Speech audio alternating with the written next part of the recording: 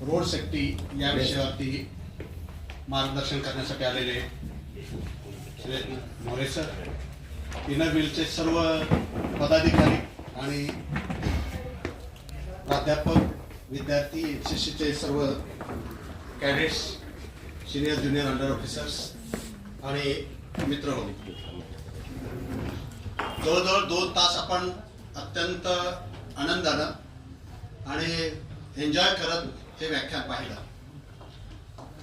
पाहिलं असं म्हटलं मी, ऐकलं आणि पाहिलं दोन्ही पण. आणि यातून आपल्याला जे अत्यंत महत्वाचा जो मेसेज द्यायचा होता तो या ठिकाणी दिलेला आहे.